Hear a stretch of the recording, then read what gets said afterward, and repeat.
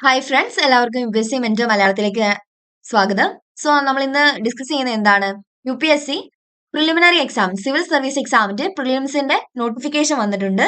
So നമ്മൾ ഇന്ന് അതാണ് ഡിസ്കസ് ചെയ്യുന്നത്.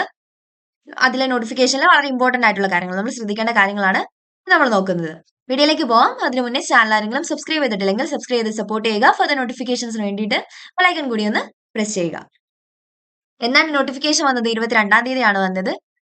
ഓക്കെ, 22/1/2025 ജനുവരി 22-ാം തീയതിയാണ് നോട്ടിഫിക്കേഷൻ വന്നത്. നോട്ടിഫിക്കേഷൻ മീൻസ് നമ്മുടെ ആപ്ലിക്കേഷൻ വെക്കാനുള്ള ലാസ്റ്റ് ഡേറ്റ് എന്ന് പറയുന്നത് 11/2/2025 ആണ്. ഫെബ്രുവരി 11-ാം തീയതി 2025 ഫെബ്രുവരി 11-ാം തീയതിയാണ് നമ്മൾ ആപ്ലിക്കേഷൻ വെക്കേണ്ട ലാസ്റ്റ് ഡേറ്റ് എന്ന് പറയുന്നത്.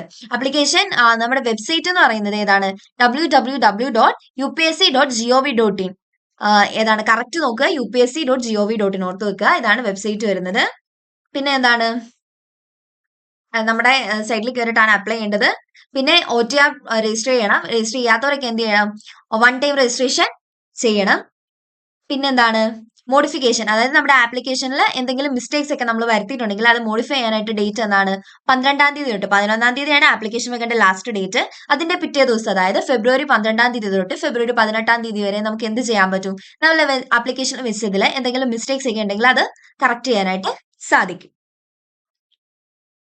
ആപ്ലിക്കേഷൻ വെക്കേണ്ട ലാസ്റ്റ് ഡേറ്റ് എന്നാണ്? 11 ഫെബ്രുവരി 2025 6 മണി വരെയാണ്. വൈകുന്നേരം 6 മണി വരെയാണ് ആപ്ലിക്കേഷൻ വെക്കേണ്ട ലാസ്റ്റ് ഡേറ്റ് പറയുന്നത്. ഒരിക്കലും ലാസ്റ്റ് ഡേറ്റ് അല്ലെങ്കിൽ സെക്കൻഡ് ലാസ്റ്റ് ഡേറ്റ് ആപ്ലിക്കേഷൻ വെക്കാനായിട്ട് നോക്കിയിരിക്കരുത്. മാക്സിമം വെക്കുന്നവരൊക്കെ എന്ത് ചെയ്യണം? അതിന് മുന്നേ വെക്കാനായിട്ട് നോക്കണം. ഇല്ലെങ്കിൽ എന്തെങ്കിലും ഒരു ഇഷ്യൂ, അല്ലെ SIBC അങ്ങനെ എന്തെങ്കിലും ഒരു ഇഷ്യൂ വന്നിട്ടുണ്ടെങ്കിൽ അത് വലിയ കഷ്ടമായിരിക്കും. സോ എന്ത് ചെയ്യണം? മാക്സിമം ആപ്ലിക്കേഷൻ വെക്കേണ്ട എല്ലാവരും എന്ത് ചെയ്യുക? ആ ലാസ്റ്റ് ഡേറ്റ് വരെ നോക്കിയിരിക്കാതെ അതിനു മുന്നേ ആപ്ലിക്കേഷൻ വെക്കുക. ഓക്കെ, പിന്നെ എന്താണ്, ആൻസേഴ്സിനൊക്കെ നെഗറ്റീവ് മാർക്കിംഗ് ഉണ്ടായിരിക്കും. ജസ്റ്റ് എല്ലാവരും ഇതൊക്കെ നോട്ടിഫിക്കേഷൻ ഒന്ന് വായിച്ചു നോക്കുക. ഞാൻ വായിച്ചു നോക്കിയിട്ടുണ്ട്, അതുകൊണ്ടാണ് പറയുന്നത്. പിന്നെ മൊബൈൽ ഫോൺസ് ഒക്കെ ബാൻഡ് ആണ്. Electronic equipments, mobile phones, bluetooth devices ഇതൊന്നൊക്കെ എന്താണ് എക്സാം ഹോളിൽ അലൗഡ് അല്ല. നമുക്ക് അറിയാവുന്നതുകൊണ്ട് അതിനെ കുറിച്ച് കൂടുതലൊന്നും പറയണ്ട. പിന്നെ എന്താണ്, instructions in respect of uploading photograph filing online application form നമ്മൾ സമർപ്പിക്കുമ്പോൾ അതിൽ എന്തുണ്ട്? ഒരു ഫോട്ടോഗ്രാഫ് നമ്മൾ അപ്ലോഡ് ചെയ്യണം. ആ ഫോട്ടോഗ്രാഫ് അപ്ലോഡ് ചെയ്യുന്നതിന് വേണ്ടിയിട്ടുള്ള ഇൻസ്ട്രക്ഷൻസ് ആണ് പറയുന്നത്. എന്തായിരിക്കണം? 10 ദിവസത്തിന് മുന്നേ എടുത്ത ഫോട്ടോ ആവരുത്. പിന്നെ എന്താണ്, നെയിമും ഡേറ്റും ഉണ്ടായിരിക്കണം. ഫോട്ടോഗ്രാഫിൽ എന്താണ്? കാൻഡിഡേറ്റിന്റെ നെയിം ഉണ്ടായിരിക്കണം, അതുപോലെ തന്നെ ഡേറ്റും ഉണ്ടായിരിക്കണം. പിന്നെ ഫേസ് വരുന്നത് 3/4 ഓഫ് ദ സ്പേസ് ആണ് നമുക്ക് ഫേസിന് വേണ്ടിയിട്ട് വേണ്ടത് ഫോട്ടോഗ്രാഫിൽ. പിന്നെ എന്താണ്, എല്ലാ സ്റ്റേജസിലും, അതായത് ഇപ്പം പ്രിലിംസിലായിക്കോട്ടെ, മെയിൻസിലായിക്കോട്ടെ, ഇന്റർവ്യൂലായിരിക്കട്ടെ, നമ്മുടെ ഈ ഫോട്ടോയിലുള്ള സെയിം ലുക്ക് ആയിരിക്കണം. അതായത് ഫോട്ടോ എടുക്കുന്ന ടൈമിൽ ഷോർട്ട് ഹെയർ ആയിരിക്കും, അല്ല ലോങ് ഹെയർ ആണെങ്കിൽ ഫോട്ടോ എന്ത് ചെയ്യരുത്? ഓക്കെ, നമ്മൾ ചെല്ലുന്ന എക്സാമിന്റെ ഏത് സ്റ്റേജസിലും എന്തായിരിക്കണം? നമുക്ക് ലോങ് ഹെയർ തന്നെ ആയിരിക്കണം. അല്ലെങ്കിൽ ഷോർട്ട് ഹെയർ ആണെങ്കിൽ ഷോർട്ട് ഹെയർ തന്നെ ആയിരിക്കണം. അതാണ് പറയുന്നത്. എന്താണ്, നെയിമും ഡേറ്റും ഫോട്ടോഗ്രാഫിൽ ഉണ്ടായിരിക്കണം. 10 ദിവസത്തിന് മുന്നേ എടുത്ത ഫോട്ടോ ആവരുത്. അപ്പൊ അത് രണ്ടും ഓർത്ത് വെക്കുക. ഫേസിന്റെ സ്പേസ് എത്രയാണ് വേണ്ടത്? 3/4 ഓഫ് ദ സ്പേസ് ആണ്. അതും ജസ്റ്റ് ഒന്ന് ഓർത്ത് വെക്കുക. ഓക്കെ, അപ്പൊ നമുക്ക് മെയിൻ ആയിട്ടുള്ള കാര്യങ്ങളിലേക്ക് വരാം. എന്നാണ് exam? Preliminary exam, civil service എക്സാമിന്റെ പ്രിലിമിനറി എക്സാം നടക്കുന്ന ഡേറ്റ് എന്ന് പറയുന്നത് 25 മെയ് 2025 ആണ്. 2025 മെയ് 25-ാം തീയതിയാണ് പ്രിലിംസ് എക്സാം നടക്കുന്നത്. ഏതൊക്കെയാണ് സർവീസസ് വരുന്നത്? വളരെയധികം സർവീസസ് ഉണ്ട്. അതിൽ മെയിൻ ആയിട്ട് ഇന്ത്യൻ അഡ്മിനിസ്ട്രേറ്റീവ് സർവീസ് IAS ഉണ്ട്, ഇന്ത്യൻ ഫോറിൻ സർവീസ് IFS ഉണ്ട്, ഇന്ത്യൻ പോലീസ് സർവീസ് IPS ഉണ്ട്. ഓക്കെ, അങ്ങനെ കുറെ സർവീസസ് ഉണ്ട്. ഗ്രൂപ്പ് എയിലേക്കുള്ള കൊടുത്തിട്ടുണ്ട്. പിന്നെ ഗ്രൂപ്പ് എയിലേക്കുള്ള 2-3 സർവീസസും എന്തുണ്ട് ഇവിടെ കൊടുത്തിട്ടുണ്ട്. ജസ്റ്റ് അതൊക്കെ ഒന്ന് നോക്കി വായിക്കുക, ജസ്റ്റ് ഒന്ന് വായിച്ചു നോക്കുക, നോക്കി വെക്കുക. ഓക്കെ, അത്രേ ഉള്ളൂ. പിന്നെ എന്താണ്, വേക്കൻസീസ് വരുന്നത് അപ്രോക്സിമേറ്റ്ലി എത്രയാണ്? 979 ആണ് വരുന്നത്. അത് 979 വേക്കൻസീസ് ആണ് പറഞ്ഞിരിക്കുന്നത്. പിന്നെന്താണ് നോക്കണ്ടേ? സെന്റേഴ്സ് ആണേ. നമുക്ക് ഇപ്പൊ കേരളത്തിൽ നിന്നായതുകൊണ്ട് നമുക്ക് സെന്റേഴ്സ് വരുന്നത് എവിടെയാണ്? കൊച്ചി, കോഴിക്കോട് ആൻഡ് തിരുവനന്തപുരത്താണ് സെന്റേഴ്സ് വരുന്നത്. മൂന്ന് സ്ഥലമാണ്: കൊച്ചി, കോഴിക്കോട് ആൻഡ് തിരുവനന്തപുരം. ജസ്റ്റ് അതൊന്ന് ഓർത്ത് വെക്കുക, സെന്റർ ഒക്കെ ഒന്ന് ശ്രദ്ധിച്ചു വെക്കുക. പിന്നെ IAS, IPS ആൻഡ് IFS, ഈ 3 സർവീസസിലായി IFS എന്ന് പറയുമ്പോൾ ഇന്ത്യൻ ഫോറിൻ സർവീസ്, ഇതിൽ 3-ൽ വരുമ്പോൾ എന്തായിരിക്കണം? ഈ candidate must be citizen of India, Indian citizen തന്നെ ആയിരിക്കണം എന്നുണ്ട്. അതർ സർവീസസിന് ഇവിടെ കുറച്ച് ഇൻസ്ട്രക്ഷൻസ് കൊടുത്തിട്ടുണ്ട്, ജസ്റ്റ് ഒന്ന് വായിച്ചു നോക്കുക. ഇപ്പൊ നമ്മള് സിറ്റിസൺ ഓഫ് ഇന്ത്യ ആണല്ലോ, അതുകൊണ്ടാണ് ഞാനതൊന്നും കൂടുതൽ പറയാത്തെ. ഇന്ത്യൻ അഡ്മിനിസ്ട്രേറ്റീവ് സർവീസ്, അതായത് IAS, IFS, IPS എന്ത് വേണം? Candidate must be citizen of India, Indian citizen ആയിരിക്കണം എന്ന് ഉണ്ട്. പിന്നെ ഏജ് ലിമിറ്റ് വരുന്നത് 21 വയസ്സ് തൊട്ട് 32 വയസ്സ് വരെയാണ്. പിന്നെ ഏജ് റിലാക്സേഷൻ ഉണ്ട്, അത് നമുക്ക് നോക്കാം. പിന്നെന്താണ് മിനിമം എഡ്യൂക്കേഷൻ ക്വാളിഫിക്കേഷൻ പറയുന്നത് എന്താണ്? ഗ്രാജുവേറ്റ് ഡിഗ്രി, നമ്മൾ ഡിഗ്രി പാസ്സായിരിക്കണം, അതാണ് എന്ത് എഡ്യൂക്കേഷണൽ ക്വാളിഫിക്കേഷൻ ആയിട്ട് പറയുന്നത്. പിന്നെ നമ്പർ ഓഫ് അറ്റംപ്റ്റ്സ് കൊടുത്തിട്ടുണ്ട്. SC ഓർ ST ക്ക് എത്രയാണ്? അൺലിമിറ്റഡ് അറ്റംപ്റ്റ്സ് ആണ് SC ഓർ ST കാൻഡിഡേറ്റ്സിന്. പിന്നെ OBC-യിലാണെങ്കിൽ 9, അതർ എന്താണ് കാറ്റഗറീസിലൊക്കെ വരുന്നവർക്ക് എന്താണ് 9 ആണ്. അല്ലാതെ മെയിൻ ആയിട്ട് മീൻസ് നമ്മുടെ എന്താണ് ജനറൽ കാറ്റഗറി വരുന്നവർക്ക് എത്രയാണ്? 6 അറ്റംപ്റ്റേ വരുന്നുള്ളൂ, അതൊന്ന് ഓർത്തു വെക്കുക. ജനറൽ കാറ്റഗറിക്ക് എത്രയാണ്? 6 അറ്റംപ്റ്റ് ആണ് വരുന്നത്. SC ഓർ ST കാൻഡിഡേറ്റ്സിന് എത്രയാണ്? അൺലിമിറ്റഡ് അറ്റംപ്റ്റ്സ് ഉണ്ട്. ഏജ് ലിമിറ്റ് ശ്രദ്ധിക്കണം കേട്ടോ. അപ്പം പിന്നെ OBC-ക്ക് എത്രയാണ് കാൻഡിഡേറ്റ്സിന് വരുന്നത്? 9 അറ്റംപ്റ്റ്സ് ആണ്. പിന്നെ അതേഴ്സ് വരുന്നതും എത്രയാണ്? 9 അറ്റംപ്റ്റ്സ് ആണ് വരുന്നത്. നമ്മൾ ഏജ് ലിമിറ്റും എന്താണ് നമ്പർ ഓഫ് അറ്റംപ്റ്റ്സും ഒക്കെ ഒരു വീഡിയോയിൽ ചെയ്തിട്ടുണ്ട് നേരത്തെ. ജസ്റ്റ് അത് എന്ത് ചെയ്യുക, ഒന്ന് കണ്ടു നോക്കുക. പിന്നെ ഫീസ് ഉണ്ട്, അതായത് ഫീമെയിൽ അല്ലെങ്കിൽ SC ഓർ ST പിന്നെതാണ് ഡിസബിലിറ്റീസ് ഒക്കെ ഉള്ള കാൻഡിഡേറ്റ്സ്, അവരെ കൂടാതെ ബാക്കിയുള്ള എല്ലാവർക്കും എന്ത് ചെയ്യണം? ഫീസ് അടയ്ക്കണം. എത്രയാണ് ഫീസ് വരുന്നത്? 1000 rupees ആണ് ഫീസ് വരുന്നത്. ഓക്കെ, ഓർത്തു വെക്കുക. ഫീമെയിൽസിനില്ല, SC ST കാൻഡിഡേറ്റ്സിനില്ല. Persons with benchmark disability കാൻഡിഡേറ്റ്സിനും എന്തില്ല, നമുക്ക് ഫീ അടയ്ക്കേണ്ട കാര്യമില്ല. ബാക്കിയുള്ളവരൊക്കെ ഫീ അടയ്ക്കണം. എത്രയാണ്? 100 രൂപയാണ് ഫീസ് വരുന്നത്.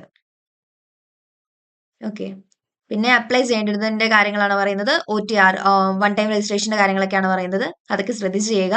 പിന്നെ ആപ്ലിക്കേഷൻ മോഡിഫിക്കേഷൻ, ആപ്ലിക്കേഷനിൽ എന്തെങ്കിലും മോഡിഫിക്കേഷൻ വരുത്തണം, അല്ലെങ്കിൽ ഒരു കറക്റ്റ് ആണെന്നുണ്ടെങ്കിൽ അത് എന്ന് തൊട്ട് എന്ന് വരെയാണ്? 12/2/2025 ടു 18/2/2025, അതായത് ഫെബ്രുവരി 12-ാം തീയതി തൊട്ട് ഫെബ്രുവരി 18-ാം തീയതി വരെയാണ് ഡേറ്റ് വരുന്നത്. അതും എന്ത് ചെയ്യുക, ഒന്ന് ഓർത്തു വെക്കുക. പിന്നെ ആപ്ലിക്കേഷൻ വെക്കുന്ന ലാസ്റ്റ് ഡേറ്റ് 11-ാം തീയതിയാണ്, ഫെബ്രുവരി 11-ാം തീയതി 6 മണി വരെ. ഓക്കെ, പിന്നെന്താ, പിന്നെ എക്സാമിനേഷന്റെ സ്റ്റേജസ് വരുന്നത് 3 സ്റ്റേജസ് ആണ് വരുന്നത്.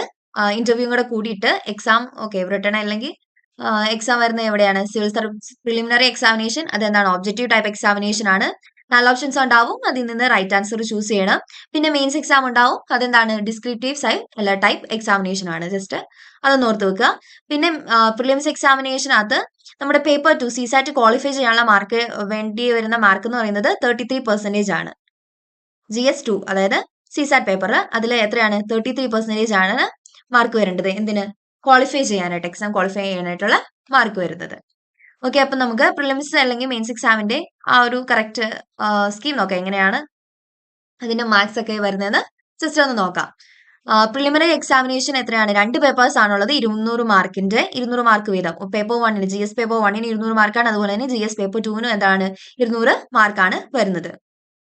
രണ്ടും എന്താണ് ഒബ്ജക്റ്റീവ് ടൈപ്പ് ക്വസ്റ്റ്യൻസ് ആണ് വരുന്നത്. പിന്നെ ജനറൽ സ്റ്റഡീസ് പേപ്പർ 2-ൽ എന്താണ് പാസ്സാവണ്ടേ? മിനിമം ക്വാളിഫയിങ് മാർക്ക് എത്രയാണ് വേണ്ടത്? 33% ആണ് വേണ്ടത്, അതൊന്ന് ഓർത്ത് വെക്കുക. പിന്നെ ക്വസ്റ്റ്യൻ പേപ്പർ എന്തിലായിരിക്കും? ബോത്ത് ഹിന്ദിയിലും ഉണ്ട് ഇംഗ്ലീഷിലും ഉണ്ട്. നമ്മൾ ഏതാണോ നമുക്ക് മനസ്സിലാവുന്ന ലാംഗ്വേജ് അത് വായിച്ചു നോക്കിയിട്ട് ഇതിൽ ജസ്റ്റ് ആൻസേഴ്സ് മാർക്ക് ചെയ്യുക. പിന്നെ മെയിൻസ് എക്സാമിനേഷൻ വരുന്നത് ക്വാളിഫയിങ് പേപ്പേഴ്സ് ഉണ്ട് മെയിൻസ് എക്സാമിൽ. ഏതെങ്കിലും ഒരു ഇന്ത്യൻ ലാംഗ്വേജ് ഉണ്ട്, പിന്നെ ഇംഗ്ലീഷ് ഉണ്ട്. അതിന്റെ മാർക്സ് വരുന്നത് എത്രയാണ്? 300 മാർക്ക് വീതമാണ് രണ്ടിനും വരുന്നത്. അതെന്താണ്? ക്വാളിഫയിങ് പേപ്പറാണ്, ജസ്റ്റ് ക്വാളിഫൈ ചെയ്താൽ മതി. പിന്നെ മെറിറ്റ് കമ്പ്യൂട്ടേഷന് വേണ്ടിയിട്ടുള്ള പേപ്പേഴ്സ് ആണ് നോക്കുന്നത്. അതിൽ essay വരുന്നുണ്ട് 250 മാർക്കിന്റെ. പിന്നെ ജനറൽ സ്റ്റഡീസ് 1 അതിൽ എത്രയാണ്? അതും 250 മാർക്കിന്റെ ആണ്. General studies 2 governance, constitution, polity അങ്ങനെയുള്ള സബ്ജക്ട്സ് ഒക്കെയാണ് വരുന്നത്. അതും എത്രയാണ്? 250 മാർക്കിന്റെ തന്നെയാണ്. പിന്നെ ജനറൽ സ്റ്റഡീസ് 3 അതും 250 മാർക്കിന്റെ. ജനറൽ സ്റ്റഡീസ് 4 അതും എത്രയാണ്? 250 മാർക്കിന്റെ. പിന്നെ ഓപ്ഷണലിന്റെ പേപ്പർ 1 ആൻഡ് പേപ്പർ 2 ഉണ്ട്, അതിനും എത്രയാണ്? 250 മാർക്ക് വീതം. അങ്ങനെ ടോട്ടൽ എത്രയാണ് നമ്മുടെ റിട്ടേൺ എക്സാമിന്റെ മാർക്ക് വരുന്നത്? 1750 മാർക്കാണ് വരുന്നത്. പിന്നെ എന്താണ്? പേഴ്സണാലിറ്റി ടെസ്റ്റ് ഉണ്ട്, അതിന്റെ മാർക്സ് എത്രയാണ് വരുന്നത്? 275 മാർക്കാണ് വരുന്നത്. ഇങ്ങനെ ടോട്ടൽ ഗ്രാൻഡ് ടോട്ടൽ എന്ന് പറയുന്ന എക്സാമിന്റെ ഗ്രാൻഡ് ടോട്ടൽ എന്ന് പറയുന്നത് മാർക്സ് വരുന്നത് എത്രയിലാണ്? 2025-ലാണ്. ജസ്റ്റ് അതൊന്ന് നോക്കി വെക്കുക. പിന്നെ എന്താണ്? നോട്ട്സ് ഒക്കെ അവൈലബിൾ ആണ്, സിവിൽ സർവീസിന്റെ നോട്ട്സ് അവൈലബിൾ ആണ്. വേണമെന്നുണ്ടവര് എന്ത് ചെയ്യുക, എനിക്ക് ജസ്റ്റ് DM ചെയ്യുക. ഞാൻ ഡീറ്റെയിൽസ് പറയാം. പെയ്ഡ് നോട്ട്സ് ആണ്, പക്ഷെ വളരെ അഫോർഡബിൾ ആയിട്ടുള്ള ഒരു റേറ്റിലാണ്. ഇപ്പൊ 2026 എക്സാം എഴുതുന്നവരാണെങ്കിലും ഈ വർഷം എക്സാം എഴുതുന്നവരാണെങ്കിലും എന്ത് ചെയ്യുക, നോട്ട്സ് വേണമെന്നുണ്ടെങ്കിൽ ജസ്റ്റ് എനിക്കൊരു മെസ്സേജ് ചെയ്യുക. പിന്നെ എന്തുണ്ട്, ഓപ്ഷണൽ സബ്ജക്ട്സ് ആണ് കൊടുത്തിരിക്കുന്നത്. ഇതാണ് ഓപ്ഷണൽ സബ്ജക്റ്റിന്റെ ലിസ്റ്റ് കൊടുക്കുന്നത്. Agriculture, animal husbandry and veterinary science, anthropology, botany, chemistry, civil engineering, commerce and accountancy, economics, electrical engineering, geography, geology, history, law, management, mathematics, mechanical engineering, medical science, philosophy, physics, PSIR, political science and international relations, psychology, public administration, sociology, statistics, zoology. പിന്നെ വരുന്നത് literatures ആണ്. അത് ഏതൊക്കെയാണ്, കുറെ languages കൊടുത്തിട്ടുണ്ട്. അതിനകത്ത് എന്തുണ്ട്, മലയാളവും ഉണ്ട്. ജസ്റ്റ് അതൊന്ന് ഓർത്തു വെക്കുക. പിന്നെ ഇതിന്റെ താഴെ കൊടുത്തേക്കുന്നത് എന്തൊക്കെയാണ്, എല്ലാം എന്താണ്, സിലബസ് ഒക്കെയാണ്.